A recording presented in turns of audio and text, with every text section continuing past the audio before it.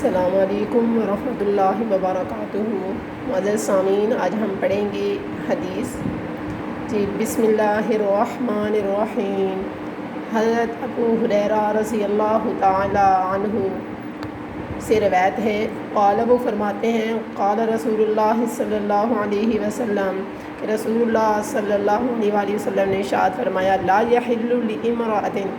کسی عورت کے لیے نہیں ہے حلال،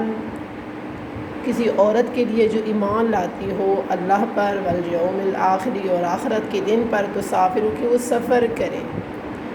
مسیرتاً یوم و لیلۃ، ایک دن اور ایک رات کی مسافت کا، الا مع ذی محرم علیہا، مگر یہ کہ اس کے ساتھ اس کا کوئی محرم رشتہ دار ہو۔ تو یہ حدیث کا مفہوم آتا ہے، حضرت ابو ہریرہ ایک مشہور صحابی تھے، وہ فرماتے ہیں کہ رسول اللہ صلی اللہ علیہ وآلہ وسلم نے فرمایا، کوئی عورت بغیر محرم کے ایک دن اور ایک رات کا سفر نہیں کر سکتی، کیونکہ اس صورت میں اس کے ساتھ بہت سے خدشات لاحق ہو سکتے ہیں۔ اب اس کے محرم میں کون ہیں؟ تو اس کے محرم میں اس کے بھائی، بیٹا، باپ، شوہر، داماد ہے، خاوند ہے۔ اب اس کے علاوہ جتنے بھی اور رشتے ہیں، مطلب جو اس کے نکاح میں نہیں آ سکتے، تو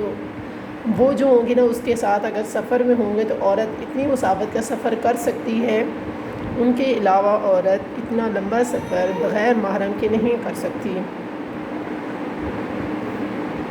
اس لیے کہ عورت کو اللہ تعالیٰ نے اتنی طاقت نہیں دی کہ وہ کہیں بھی اکیلی آ جا سکے۔ اس کے ساتھ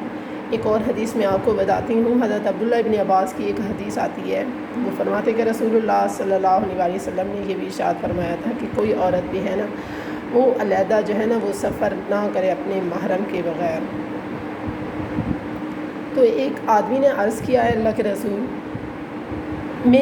میری عورت حج کا ارادہ چاہتی ہے، اور تو اس کے لیے کیا حکم ہے؟